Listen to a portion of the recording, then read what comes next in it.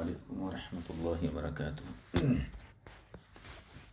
جامعہ انوریہ حیدرآباد باب العلم انوریہ educational society کی جانب سے تفسیرات احمدیہ کے درس کا سلسلہ جاری ہے۔ بسم اللہ الرحمن الرحیم۔ یا ایہا الذین آمنوا لا تقتلوا الصید وانتم حرم ومن قتله منکم متعمدا فجزاء مثل ما قتل من النعم يحكم به ذوى عدل منكم هديا بالغ الكعبة أو كفارة طعام مساكين أو عدل ذلك صياما ليذوق وبال أمره عفى الله عما سلف ومن عاد فينتقم الله منه والله عزيز ذو انتقام صدق الله العظيم۔ صاحب کتاب نے اس آیت کریمہ سے جو عنوان قائم کیا ہے وہ ہے احرام کی حالت میں شکار کرنے کی حرمت۔ یہ مسئلہ نمبر 102 ہے۔ آیت کریمہ کا جو تفسیری معنی ہے وہ دیکھ لیتے ہیں۔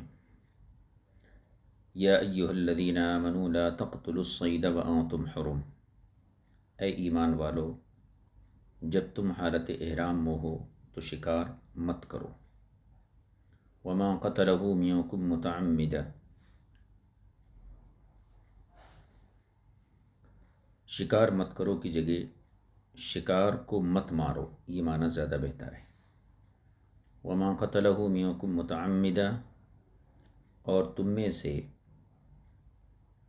جو اسے جان بوجھ کر مارے گا، فجزاء مثل ما قتل من النعم، پس اس کی جزا اس کے مثل جانور ہے۔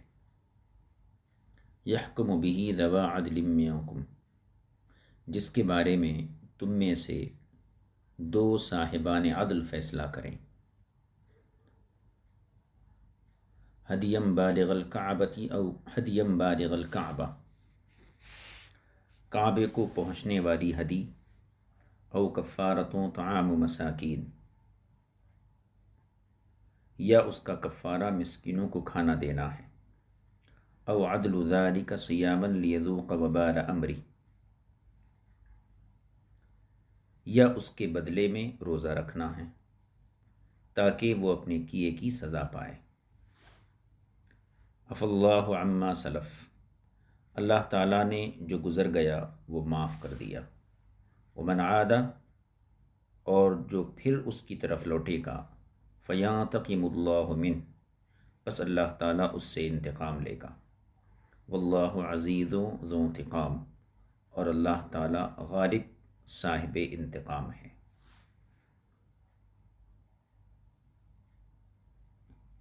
ملا جیون علیہ رحمہ فرماتے ہیں اس آیت مبارکہ میں دو چیزوں کو بیان کیا گیا ہے۔ ایک یہ کہ احرام کی حالت میں شکار کرنا حرام ہے۔ جو شخص حج یا عمرے کا احرام باندھے ہوئے ہے اس کو شکار کرنا حرام ہے۔ ایک بات تو یہ ہو گئی، اور دوسری یہ کہ شکار کرنے کی جزا کیا ہے۔ یعنی اگر کسی شخص نے حالت احرام میں یہ جنایت کی تو اس کی پھر شریعت نے سزا کیا مقرر کی ہے۔ پہلی بات یعنی حرمت کا بیان اللہ تعالیٰ نے ان الفاظ میں بیان کیا۔ یا ایہا الذین آمنوا لا تقتلوا الصید وانتم حرم، اللہ تعالیٰ نے ہمیں شکار کے مارنے سے منع فرما دیا جب ہم حالت احرام میں ہوں۔ صید کا لفظ آیا یہاں پر، لا تقتلوا الصید، شکار کو مت مارو۔ صید سے مراد وحشی جانور ہے، وحشی حیوان ہے، چاہے اس کا گوشت کھایا جاتا ہو یا نہ کھایا جاتا ہو۔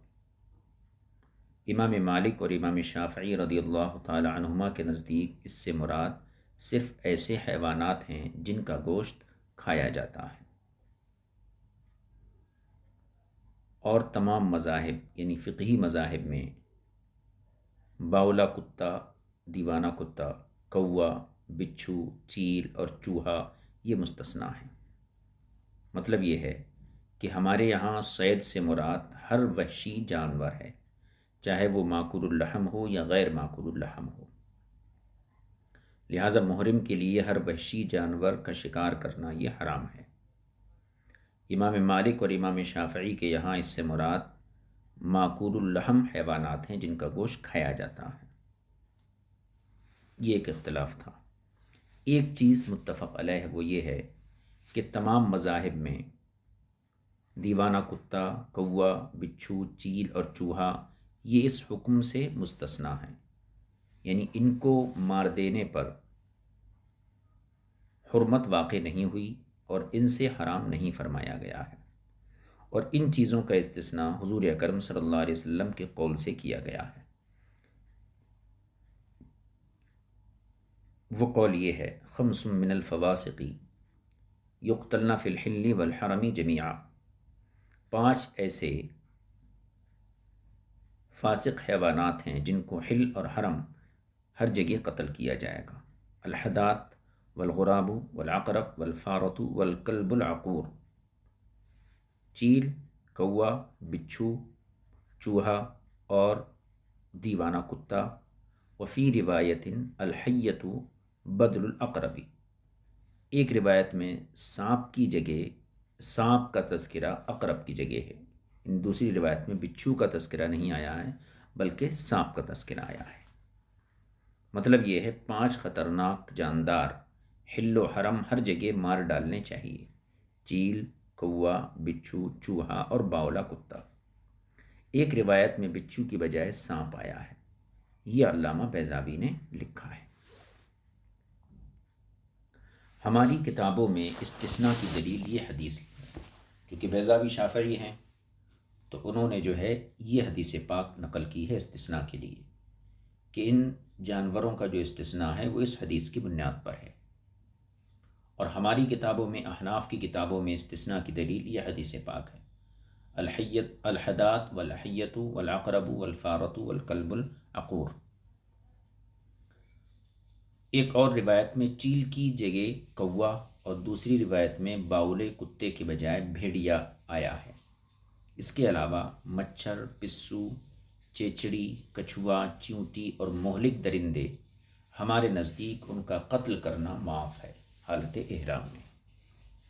امام ظفر رحمۃ اللہ تعالی علیہ کا اس میں اختلاف ہے، فقہ کی کتابوں سے یہی معلوم ہوتا ہے۔ تفسیر زاہدی میں ہے کہ آیت کریمہ میں اللہ تعالیٰ نے قتل کا لفظ ذکر فرما کر اس کی ممانعت کی، یعنی یا ایھا الذین آمنوا لا تقتلوا الصید، یہ فرمایا شکار مت مارو، یہ نہیں فرمایا کہ شکار مت کرو۔ تو قتل کا لفظ ذکر فرما کر شکار کو حرام کیا گیا، لفظ ذبح ارشاد نہیں فرمایا گیا، یا زکوٰۃ ذبح کرنا نہیں کہا گیا۔ اس کی وجہ یہ ہے کہ اس طرح حرمت کو عام کیا گیا ہے۔ آیت کریمہ میں لا تقتلوا سے جو نہیں کی گئی ہے اس میں علماء کا اختلاف ہے کہ شکار کو قتل مت کرو، یہ جو نہیں ہے اس میں علماء کا اختلاف ہے۔ ایک قول یہ ہے کہ اس طرح کہنے سے محرم کے ہاتھوں ذبح کیا گیا جاندار مردار کے ساتھ ملایا گیا ہے، یعنی حالت احرام میں اگر کوئی شخص شکار کیا اور اس نے ہاتھوں سے جانور کو ذبح کیا تو یہ جاندار مردار کی طرح ہے اور بتوں کے پجاری کے ذبح کے ساتھ ملایا گیا ہے۔ اور ایک قول یہ ہے کہ اس کو غصب کی گئی بکری کی طرح بنایا گیا جسے غاصب نے ذبح کر دیا ہو، بیضاوی میں اسی طرح مذکور ہے۔ یہ ایک بات ہو گئی، یعنی حالت احرام میں شکار کرنا حرام ہے۔ دوسری بات جزا تھی، یعنی اگر کسی نے یہ جرم کیا تو اس کی جزا کیا ہے، جسے اللہ تعالیٰ نے وَمَا قَتَلَهُ مِنكُم مُتَعَمِّدًا فَجَزَاءٌ مِثْلُ مَا قَتَلَ مِنَ النَّعَمِ إِلَى آخِرِهِ اس حصے میں بیان فرمایا ہے۔ اس میں لفظ جزا یہ موضوع ہے کیونکہ یہ مبتدأ محذوف کی خبر ہے، اور لفظ مثل یہ صفت ہے، یعنی معنی یہ ہوگا فالواجب جزاء یماثل ما قتل من النعم، جزائے واجب ایسی ہے جو مارے گئے جانور کے مثل جانور ہو۔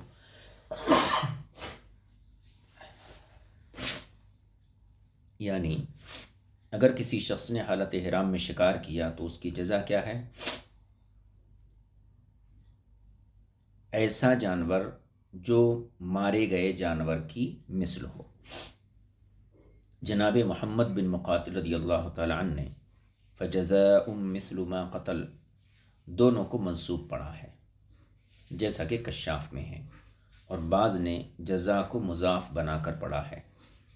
اس آخری قرأت میں اصل الفاظ یوں ہوں گے جنہوں نے مضاف بنایا ہے، فجزاء مثل ما قتل، یعنی اس پر لازم ہے کہ جس نے شکار کو قتل کیا کہ وہ اس کی مثل بطور جزا دے۔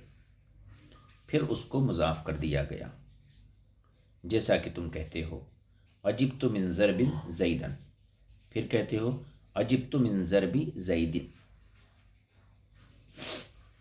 قول باری تعالی من النعم، قتل میں حذف شدہ ضمیر سے یہ حصہ حال واقع ہو رہا ہے یا جزا کی صفت بنے گا، اور یحکم بہ ذو عدل منکم جزا کی دوسری صفت ہے، اسے ذو عدل منکم بھی پڑھا گیا ہے۔ یہ اس طرح کہ صاحب عدل سے مراد ان کی جنس ہو یا اس سے مراد امام ہو، اور ہدین لفظ بہی کی ضمیر سے حال واقع ہے یا جزا سے حال بن رہا ہے۔ بالغ الکعبتی ہدی کی صفت ہے، اور او کفارتن یہ مرفوع ہے کیونکہ بظاہر یہ جزا پر معطوف ہے، اور طعام مساکین اس کا عطف بیان یا اس کا بدل یا مبتدأ محذوف کی خبر ہے، یعنی ہی طعام ہے۔ اور بعض حضرات نے کفارتن طعام کو اضافت کے ساتھ پڑھا ہے، کفارت و طعام، جو اضافت بیانیہ ہوگی۔ اور قول باری تعالیٰ او عدل ذالکا میں لفظ عدل اکثر کے نزدیک عین کے فتح کے ساتھ ہے، اور عین کے کسرے کے ساتھ عدل بھی پڑھا گیا ہے۔ دونوں میں فرق یہ ہے کہ عدل الشیء یعنی عین پہ زبر فتح کے ساتھ اسے کہتے ہیں جو اس کا بدل بنتی ہو لیکن اس کی جنس دوسری ہو، مثلا روزے، مسکینوں کو کھانا کھلانا، یہ حرم میں شکار کے قتل کا بدلہ ہے۔ تو روزے اور مسکینوں کھانا کھلانا یہ شکار کا بدل تو ہے لیکن اس کی جنس سے نہیں ہے، تو اس کو عدل کہتے ہیں۔ اور عدل الشیء اسے کہتے ہیں جو مقدار میں اس کا بدل ہو، جو مقدار میں اس کا بدل ہو۔ بہرحال او عدل ذالکا میں لفظ عدل مضاف ہے اور اس کا مضاف الیہ مرفوع ہے کیونکہ وہ کفارتن پر معطوف ہے، اور سیامن اس کی تمیز ہے۔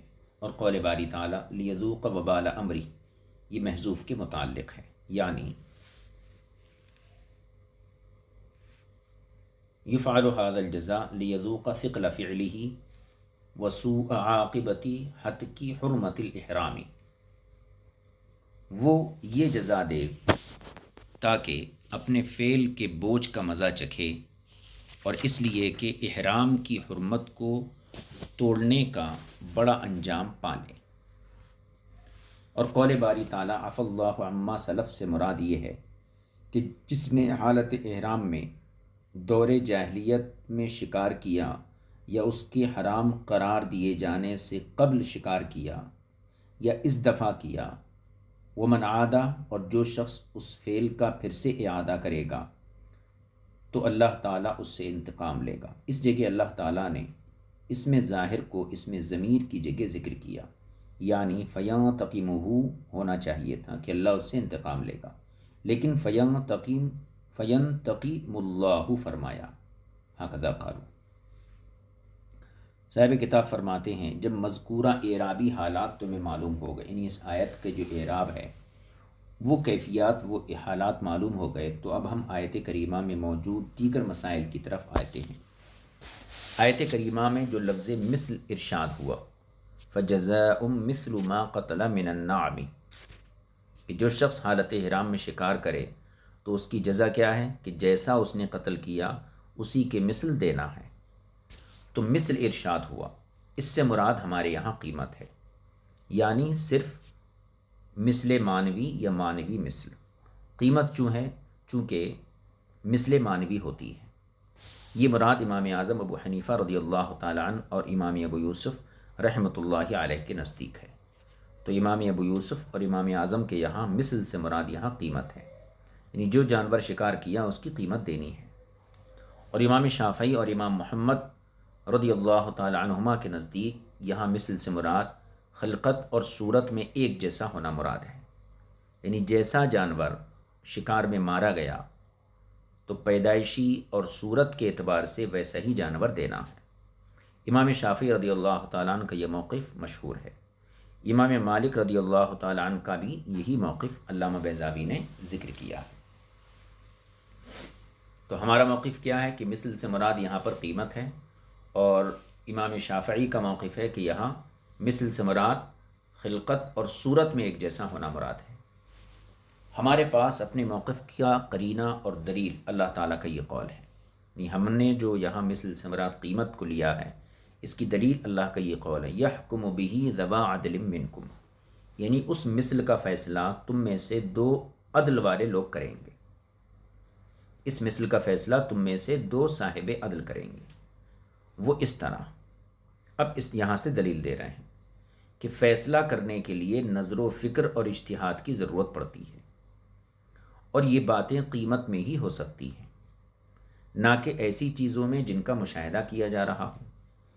بھئی جس چیز کو آپ دیکھ سکتے ہیں، بکری کو کسی نے قتل کیا تو بکری کا صورتاً اور خلقتاً جو مثل ہے وہ دوسری بکری ہے، تو ایک بکری کی جگہ دوسری بکری کو مقرر کرنے میں فکر و نظر کی اور اجتہاد کی ضرورت ہی نہیں ہے۔ لیکن اللہ تعالیٰ نے یہاں کیا فرمایا؟ تم میں سے 2 عادل اس چیز کا فیصلہ کریں، تو اس فیصلہ کرنے میں نظر و فکر اور اجتہاد کی ضرورت پڑتی ہے، اور یہ باتیں قیمت میں ہو سکتی ہیں، مشاہدے میں نہیں ہو سکتی ہیں۔ دوسری دلیل ہماری یہ ہے کہ لفظ مثل عرف میں یا تو صورت کے لیے بولا جاتا ہے یا معنوی مثل یعنی قیمت پر بولا جاتا ہے۔ جو چیز خلقت میں ایک جیسی ہو، پیدائش میں ایک جیسی ہو، اس پر مثل کا اطلاق عرفاً نہیں کیا جاتا ہے۔ یہ 2 دلیلیں تھیں اس بات کی کہ ہمارے یہاں مثل سے مراد جو ہے وہ قیمت ہے۔ امام اعظم ابو حنیفہ رضی اللہ تعالیٰ عنہ اور امام ابو یوسف رضی اللہ تعالیٰ عنہ کے نزدیک مسئلے کی تقریر یہ ہے کہ 2 صاحب عدل اس شکار کی قیمت لگائیں جسے محرم نے قتل کر دیا۔ یہ قیمت اسی جگہ کے حالات کے مطابق ہوگی جہاں اسے مارا گیا، یا اس کے قریب ترین مقام کے اعتبار سے ہوگی۔ پھر جو قیمت دونوں کے یہاں متفقہ طور پر مقرر ہوگی، اس کے بارے میں قتل کرنے والے کو اختیار ہے کہ اس قیمت میں قربانی کے لیے کوئی جانور خرید لے اور مکہ شریف لے جا کر اسے ذبح کر دے، کیونکہ اللہ تعالیٰ نے بالغ الکعبۃ ارشاد فرمایا۔ اور اگر اس کے بجائے طعام خریدے، کھانا خریدے، اور اسے مساکین میں اس طرح تقسیم کر دے کہ ہر مسکین کو گندم کا آدھا سا یا کھجوروں کا یا جو کا مکمل سا عطا کر دے۔ اللہ تعالیٰ کے قول طعام و مساکین کا یہی معنی ہے۔ اور اگر چاہے تو ہر مسکین کے حصے میں آنے والے طعام کی جگہ 1 دن کا روزہ رکھے، اس لیے کہ اللہ تعالیٰ ارشاد فرمایا او عدل ذالک صیاما، یا اس کے بدلے روزے رکھو۔ اور اگر نصف سا گندم یا مکمل سا جو اور کھجوریں نہ بچیں بلکہ مقدار میں کم ہوں، تو اسے اختیار ہے کہ یہ کم مقدار صدقہ و خیرات کر دے، اور اگر صدقہ نہیں کرنا چاہتا بلکہ اس کے بدلے میں روزہ رکھنا چاہتا ہے تو روزہ 1 دن کا مکمل رکھے گا۔ یہ تفصیل تھی مسئلے کی امام اعظم اور امام ابو یوسف رحمہم اللہ کے نزدیک۔ امام محمد امام شافعی کے نزدیک جب مثل سے مراد صورت اور شکل میں اس کی نظیر ہے، یعنی جو جانور محرم نے قتل کیا ہے تو اس کے بدلے ایسا جانور دینا ہے جو شکل و صورت میں اس کی نظیر ہو، اس کی مثال ہو، اس لیے ان کے نزدیک سب سے پہلے جزا میں مقتول شکار کی شکل و صورت میں مثل جانور تلاش کیا جائے گا۔ بکری کا شکار کیا، کہنا چاہیے مثلاً خرگوش کا شکار کیا تو خرگوش تلاش کیا جائے گا، اور اگر اس کی چوپایوں میں کوئی نظیر نہیں بنتی، ایسا جانور اس نے شکار کیا کہ چوپایوں میں اس کی کوئی نظیر نہیں بنتی، حتیٰ کہ اگر کسی شخص نے شتر مرغ مار ڈالا تو اس کی جزا میں بدنا دینا پڑے گا، کیونکہ شتر مرغ کی کوئی جو کہنا چاہیے دوسری نظیر تو ہے نہیں۔ جنگلی گدھا مارا تو گائے، ہرنی اور بجو میں بکری دینی پڑے گی۔ خرگوش میں 1 سال سے کم عمر کا بچہ، یربوع یعنی چوہے جیسا ایک جانور جس کی اگلی ٹانگیں چھوٹی اور پچھلی بڑی ہوتی ہیں، تو یربوع میں بکری کا بچہ دینا پڑے گا۔ امام شافعی رضی اللہ تعالیٰ عنہ کے نزدیک کبوتر مار ڈالنے کی صورت میں بھی بکری دینا پڑتی ہے، لیکن اس میں امام محمد رحمۃ اللہ علیہ کا ان سے اختلاف ہے۔ تو امام شافعی کے نزدیک چونکہ مثل سے مراد یہاں شکل و صورت میں اس کی نظیر ہے، اس لیے جب کوئی جانور محرم قتل کر دے تو پہلی صورت تو یہ ہے کہ اس کے مثل جانور دینا پڑے گا اگر چوپایوں میں اس کی کوئی نظیر ہو، اور اگر نظیر نہ ہو تو پھر یہ تفصیل نیچے ذکر کی گئی ہے۔ اور جن جانداروں کی شکل و صورت میں نظیر نہ ہو، جیسے چڑیا ہے، تو اس کا تاوان قیمت سے ہوگا۔ اور جب قیمت کے وجوب کی بات آ جائے تو پھر جس طرح امام اعظم ابو حنیفہ اور امام ابو یوسف کا قیمت کے بارے میں موقف تھا، وہی موقف امام شافعی اور امام محمد کا بھی ہے، یعنی ہدی خریدے نہیں تو مساکین کو کھانا کھلا دے، نہیں تو روزے رکھے۔ اس گفتگو سے معلوم ہوا کہ قول باری تعالیٰ من النعم امام محمد اور امام شافعی کے نزدیک قول باری تعالیٰ مثلوں کا بیان بنتا ہے۔ اس پر ہدایہ کی یہ عبارت دلالت کرتی ہے، وَمِثْلُهُ مِنَ النَّعْمِ يَشْبَهُ الْمَقْتُولُ صُورَةً۔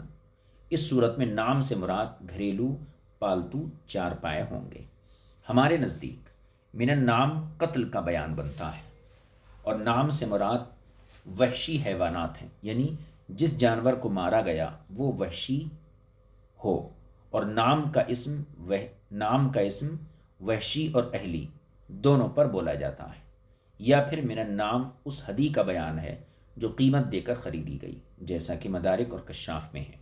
صاحب مدارک اور کشاف نے یہاں امام محمد اور امام شافعی کے رد میں تفصیل سے گفتگو کی ہے، جس کا خلاصہ یہاں ذکر کیا جاتا ہے۔ امام شافعی اور امام محمد کے موقف میں آیت کریمہ میں جو بیان ہوا اس سے اعراض اور کنارہ کشی پائی جاتی ہے، یعنی امام شافعی اور امام محمد نے جو موقف یہاں اختیار کیا کہ مثل سے مراد شکل و صورت کی نظیر ہے، تو صاحب مدارک اور کشاف یہ کہتے ہیں کہ اس مذہب کو آیت کریمہ میں بیان نہیں کیا گیا ہے، بلکہ جو بیان ہوا ہے اس سے کنارہ کشی ہے۔ وہ اس طرح کے نص قرآنی اس بات کا تقاضا کرتی ہے کہ 3 چیزوں کے درمیان تخیر اور اختیار ہونا چاہیے، 3 باتوں میں اختیار ہونا چاہیے، اور نص میں صرف 1 مرتبہ لفظ مثل آیا ہے، لہذا پہلے مثل کو صورت معینہ کے معنی میں لیا جائے گا، پھر اس سے صورت معنوی یعنی قیمت کی طرف انتقال ہوگا۔ اس کا کفارہ اور روزے سے مقابلہ کرنا، اس پر آیت کریمہ کوئی دلالت نہیں کرتی، اور اگر نص قرآنی یوں ہوتی مثل ما قتل من النعم فإن لم يجد فالقیمة یشتری بها ہدیا او کفارۃ او عدل ذلك صیاما، تو ان حضرات کا بیان کیا گیا معنی بن سکتا تھا۔ علاوہ ازیں 3 مذکورہ چیزوں کے درمیان تخیر اور اختیار قیمت کے بغیر متصور ہی نہیں ہو سکتا ہے۔ ھذا حاصل ہو، یہ اس گفتگو کا حاصل ہے۔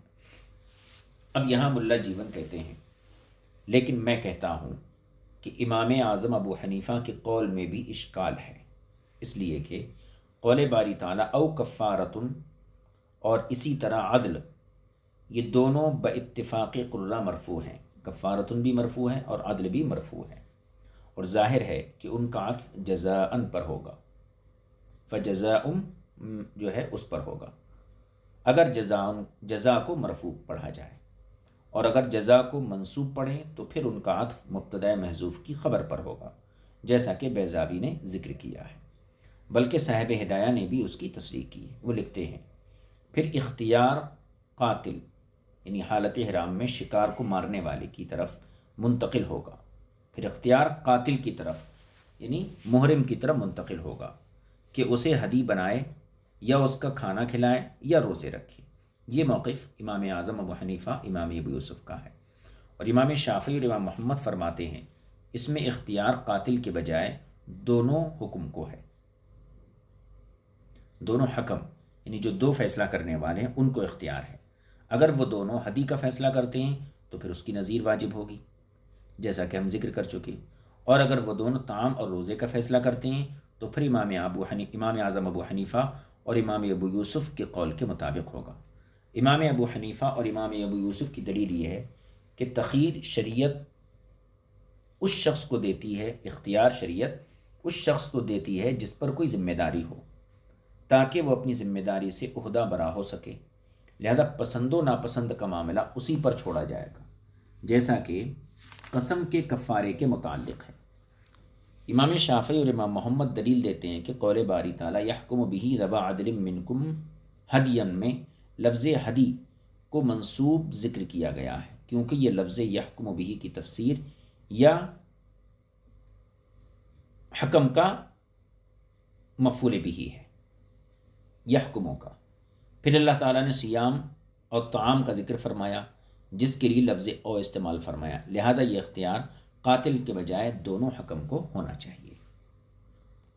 ہم اس کے جواب میں یہ بات آگے آ گئی، ہم اس کے جواب میں کہتے ہیں کہ کفارے کا عطف جزاءً پر ہے، ہدی پر نہیں، جس کی دلیل یہ ہے کہ وہ مرفوع ہے، اور اسی طرح قول باری تعالیٰ او عدل ذالک صیامًا میں مرفوع ہے، لہذا ان دونوں میں حکمین کے لیے اختیار کی کوئی بدلالت نہیں ہے۔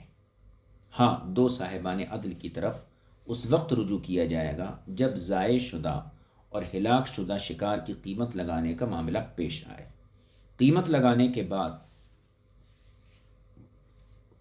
اس قیمت سے کیا خریدنا ہے، اس کا اختیار پھر اسے ہی ملے گا جسے جزا ادا کرنا ہے، یعنی جس کو بدلہ دینا ہے۔ ھذا کلام، لہذا یہ لازم نہیں آئے گا کہ پہلے قیمت لگائی جائے پھر اختیار دیا جائے کہ وہ ہدی خریدے یا کفارہ دے یا روزہ رکھے، بلکہ کفارہ اور روزہ رکھنا دونوں قیمت لگانے اور جزا کے مقابل ہوں گے۔ ہاں، اگر وہ قول باری تعالیٰ ہدین پر عطف ہونے کی وجہ سے منسوب ہوتا تو پھر یہ مذہب ثابت ہو سکتا تھا۔ ہاں، اگر یہ کہا جائے کہ وہ اللہ تعالیٰ کی قول من النعم پر معطوف ہے تو بھی بات بن سکتی ہے، جیسا کہ اس کی طرف شرح وقایا کی عبارت اشارہ کرتی ہے۔ وہ پہلے لکھتے ہیں معنی یہ ہے کہ واجب ایسی جزا ہے جو قتل کیے شکار کے مماثل ہو، اور وہ قیمت ہے، خواہ کسی جاندار کی ہو۔ پھر لکھا اگر ابتداً اور اولاً قیمت ثابت نہ ہو تو پھر نام، کفارہ اور روزوں کے درمیان تخیر کیسے ثابت ہوگی؟ ھذا لفظ، لیکن اشکال رہتا ہے کہ صاحب مدارک اور کشاف دونوں نے قول باری تعالیٰ من النعم ایسی ہدی کا بیان واقع ہو رہا ہے جو قیمت سے خریدی گئی ہو، اس طریقے کے مطابق جو مذکور ہوا، بس لازم آئے گا کہ کفارہ اور صیام ہدی کا بیان بنے، ہدی کا بیان بنے اور اس کے تحت داخل ہوں۔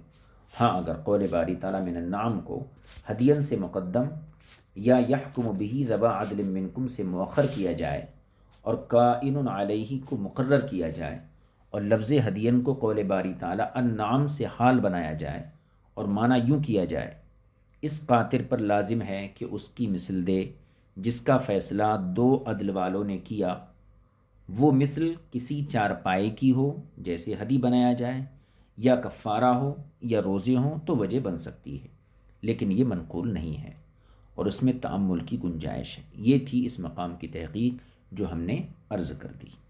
آگے فرماتے ہیں قیمت لگانے کے لیے ایک صاحب عدل کا یہ کام سر انجام دینا کافی ہے، یعنی جو جانور مارا گیا اس کی قیمت کا اندازہ لگانے کے لیے ایک عادل شخص کا ہونا کافی ہے، اور اگر دو عادل آدمیوں سے لگوائی جائے تو اس میں زیادہ احتیاط ہے۔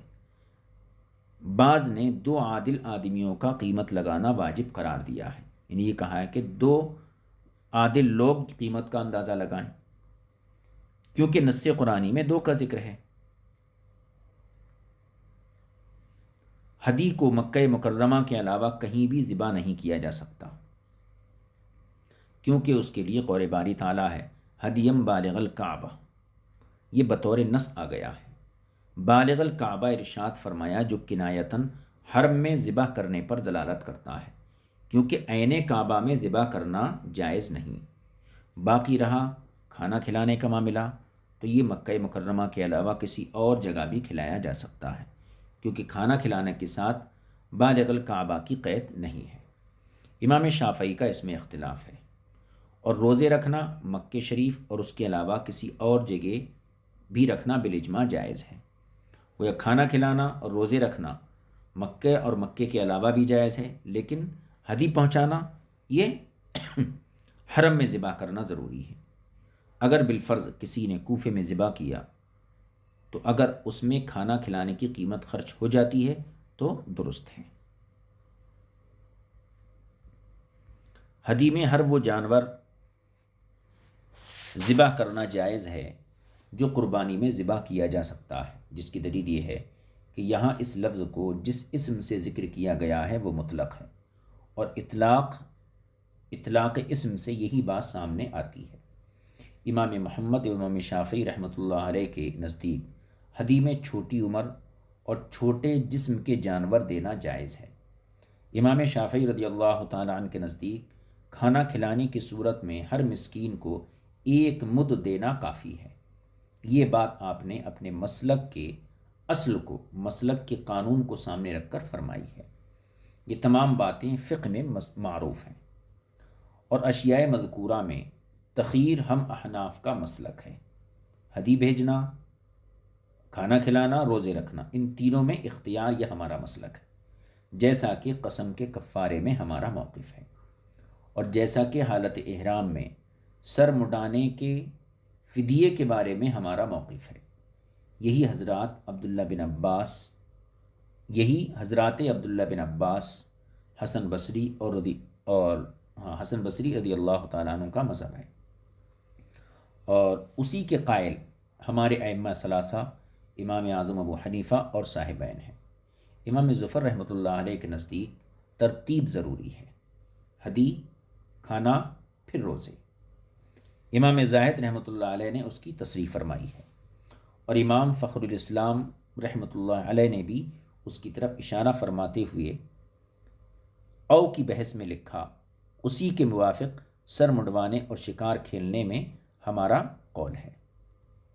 پھر اگر آیت کریمہ کے الفاظ کو دیکھیں تو معلوم ہوتا ہے کہ نص قرآنی کا تقاضا یہ ہے کہ مذکورہ جزا صرف اس شخص کے لیے ہے جو جان بوجھ کر شکار کھیلے، یعنی جو حالت احرام میں جان بوجھ کر شکار کو مارے اس کے لیے یہ جزا ہے، یعنی جسے اس بات کا علم ہو اور یاد ہو کہ وہ حالت احرام میں ہے، اور حالت احرام میں شکار کے لیے ممانعت بھی اس کے علم میں ہو، یہ بھی جانتا ہو کہ حالت احرام میں شکار کھیلنا ممنوع ہے، اور جس جانور کا اس نے قتل کیا اسے معلوم ہو کہ اس کا قتل کرنا مجھ پر حرام تھا، تو اس شخص کے لیے یہ جزا ہے۔ لیکن اکثر علماء کرام اس موقف پر ہیں کہ مذکورہ جزا جس طرح جان بوجھ کر شکار کھیلنے والے پر ہے، اسی طرح خطا سے شکار کھیلنے والے پر بھی یہ جزا ہے۔ رہی یہ بات کہ اگر خطا سے شکار کھیلنے والا بھی مذکورہ حکم میں شامل تھا تو پھر متعمدن کی قید کیوں؟ اس کا جواب یہ ہے کہ اللہ تعالیٰ نے اسی آیت کے آخر میں ارشاد فرمایا وَمَنْ عَادَ فَيَنْتَقِمُ اللَّهُ مِنْهُ، جو دوبارہ شکار کھیلے گا تو اس سے اللہ تعالیٰ انتقام لے گا۔ یہ اکثر علماء کا جو موقف ہے اس کی تائید۔ دوسری وجہ یہ بھی ہو سکتی ہے کہ آیت کریمہ جس واقعے کے بارے میں نازل ہوئی تھی اس کے موافق بات کہی گئی ہے۔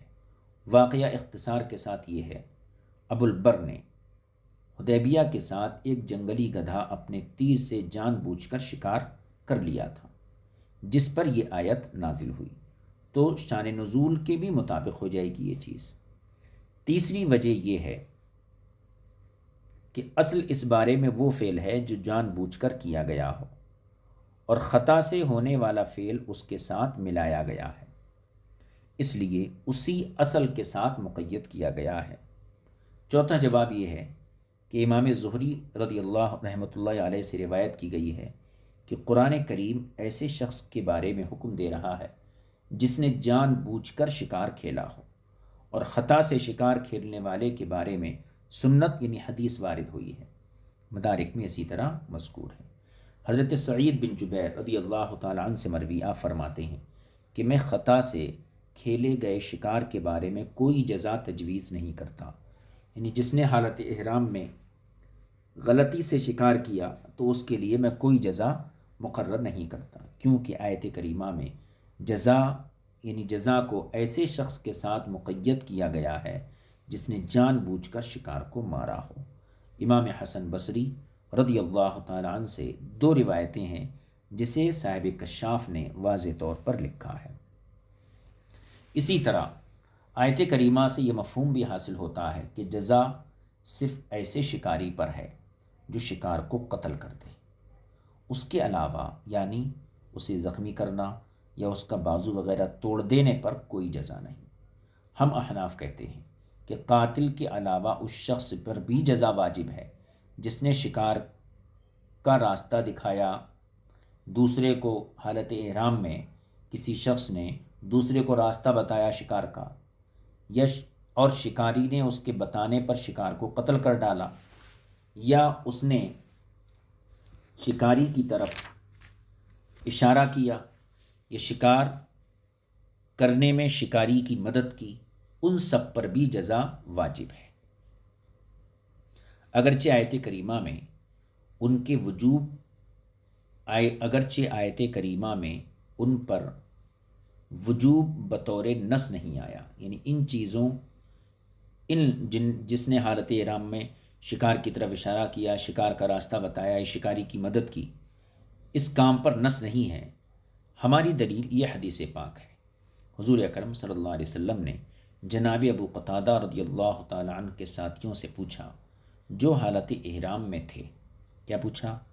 هل اشرتم هل اعنتم هل دللتم، کیا تم نے اشارہ کیا، کیا تم نے مدد کی، کیا تم نے راستہ دکھایا؟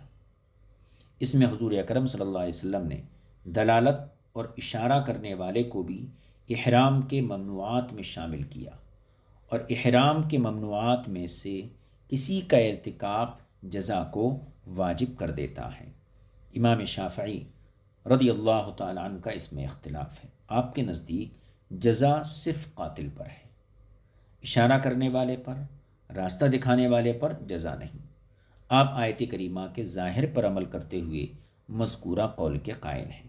صاحب ہدایہ نے اسے واضح طور پر بیان کیا ہے۔ وہ مزید لکھتے ہیں کہ مذکورہ جزا میں مبتدی یعنی پہلی مرتبہ شکار کرنے والا اور عائدہ یعنی دوسری بار یا تیسری بار شکار کرنے والا یہ برابر ہے۔ ان کا کہنا یہ دراصل اس قول کا رد ہے جس میں کہا گیا ہے کہ قول باری تعالیٰ فیاں ومن عادہ فیاں تقیم اللہ منہ اس بات پر دلالت کرتا ہے کہ عائد پر جزا نہیں، کیونکہ اللہ تعالیٰ نے اس سے صرف انتقام لینے کی ڈانٹ ذکر فرمائی ہے۔ رد اس طرح ہوگا کہ آیت کریمہ میں کوئی ایسا لفظ نہیں جو اس بات کی نفی کرتا ہو۔ امام زاہد نے اسی طرح ذکر کیا ہے۔ قاضی بیضاوی اور صاحب کشاف نے اس میں حضرت ابن عباس اور شریح رضی اللہ تعالی عنہم کا اختلاف بھی ذکر کیا ہے۔ یہ مسئلہ نمبر 102 تھا کہ حالت احرام میں شکار کرنے کا کیا حکم ہے، کیا جزا ہے، اس کو تفصیل کے ساتھ آپ کی خدمت میں پیش کر دیا گیا۔ اب آئندہ جو مسئلہ ہے انشاءاللہ اس کو آئندہ نشست میں پیش کیا جائے گا، اور یہ مسئلہ جو ہے مسئلہ نمبر 103 ہے، اور اسی سے ملتا جلتا یہ مسئلہ ہے دریائی شکار کے شکار کرنے کی اجازت، یعنی حالت احرام میں شکار کی ممانعت کی گئی، لیکن دریائی شکار کے بارے میں شریعت اجازت دیتی ہے۔ تو آنے والے مسئلے کا جو ہے من وجہ تعلق ایک اعتبار سے اسی مسئلے سے ہے، اور مصنف نے اسی لیے اس آیت کو بھی 102 مسئلے کے ساتھ ساتھ 103 مسئلے کے ضمن میں بیان فرما دیا ہے۔ تو انشاءاللہ تعالی آئندہ مسئلے کو ہم جو ہے آئندہ نشست میں ذکر کریں گے، اور وہاں وہ ساری تفصیلات آپ کے گوش گزار کی جائیں گی جو احل لکم صید البحری وطعامه متاعا لكم وللسيارة وحرم عليكم صيد البر ما دمتم حرما واتقوا الله الذي إليه تحشرون۔ اس آیت کے ضمن میں جو چیزیں، جو مسائل ہیں، وہ انشاءاللہ آئندہ نشست میں آپ کی خدمت میں پیش کیے جائیں گے۔ وصلی اللہ علی نبی الکریم وآلہ وصحبہ اجمعین والحمد للہ رب العالمین۔ السلام علیکم ورحمۃ اللہ وبرکاتہ۔